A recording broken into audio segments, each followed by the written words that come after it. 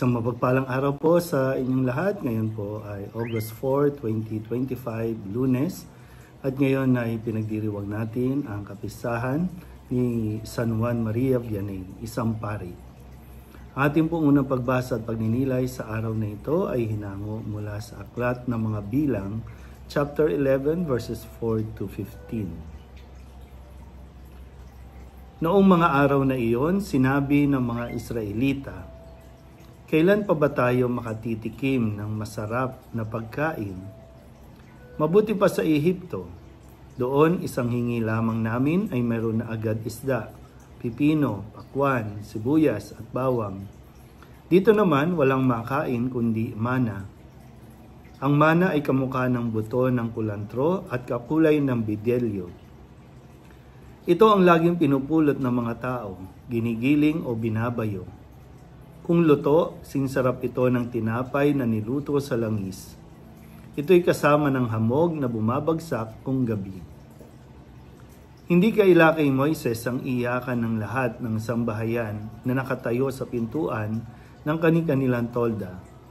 Nagalit ng labis ang Diyos kaya nabalisa si Moises. Itinanong ni Moises sa Panginoon, "Bakit ninyo ako isinuong sa ganito kalaking pasanin? Bakit ninyo ako ginaganito? May nagawa ba akong laban sa iyo? Ako ba ang nagsilang sa kanila? Sila ba'y aalagaan ko tulad ng pag-aalaga ng ina sa kanyang anak? Hanggang sa lupang ipinangako ninyo sa aming mga ninuno? Ayaw nila akong tigilan sa kahihingi ng karne. Saan ako kukuha ng karne para sa ganito karaming tao? Hindi ko sila kayang alagaang mag-isa. Napakalaki ng gawaing ito para sa akin. Kung ganito rin lamang ang gagawin ninyo sa akin, mabuti pa'y mamatay na ako ngayon din kaysa maghirap ng matagal."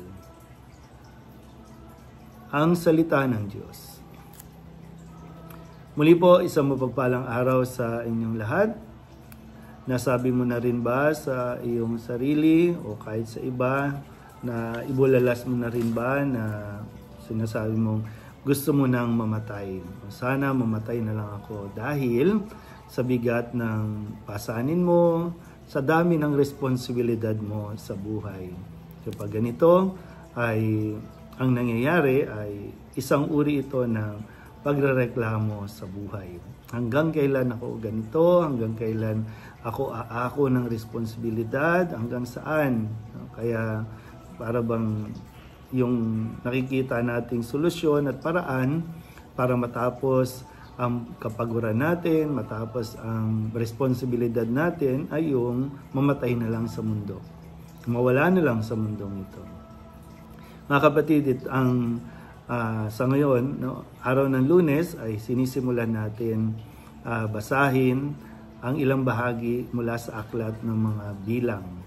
At dito, sa pambungad sa atin, ay puro reklamo ang mga hinaing o sinasabi ng mga tao.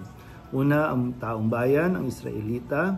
Pangalawang bahagi ay si Moises na nagreklamo na rin sa kakareklamo ng mga taong kanyang ginagabayan, ng mga taong kanyang ipinagkatiwala sa kanya ng Panginoon. Ano ba nirereklamo? Keso wala silang ibang makain. No? May pagkain naman actually. No? Binigyan nga sila ng Diyos.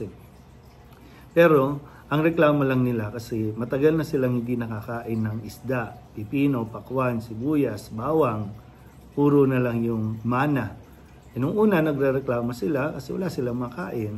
Kaya nagbigay ang Diyos ng mana na sa tuwing umaga lalabas sila ng tolda nila at mamumulot sila nung parang hamog, no? Sabi nila parang katulad dito ng mga cornflakes, no, na ganun. Yun ang pinuprovide ng Diyos. Yun ang binigay ng pagkain. Pero ngayon, inarte sila, naghahanap sila ng karni naman. Kasi binabalikan nila yung karanasan nila kahit na sila ay alipin doon sa Ehipto, pero nakakakain daw sila ng masarap. Yun yung mga reklamo. Pero ngayon, maganda rin mapagnilayan natin. No? Valid ba yung mga nirereklamo talaga natin? Dati nagrereklamo kayo na walang trabaho, nahirapan kayo mag-apply. Nung nagkatrabaho, ang reklamo nyo naman, ang daming trabaho, ang daming ginagawa. Na dati, nagre-reklamo ka kasi wala kang makain.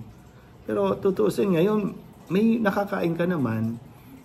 Ang reklamo lang natin ay hindi ito katulad ng iba, yung mamahalin. Kasi gusto natin mamahalin. Pero, di ba? Valid ba talaga ang mga reklamo natin sa buhay? Baka bahagi lang ito ng mga pag-iinarte natin. Re-reklamo ka sa cellphone. May cellphone ka naman.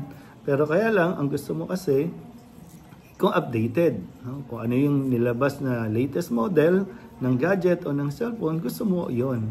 Kaya kapag yung luma na ang gamit mo, nagre-reklamo ka na sa Diyos. Re-reklamo ka na.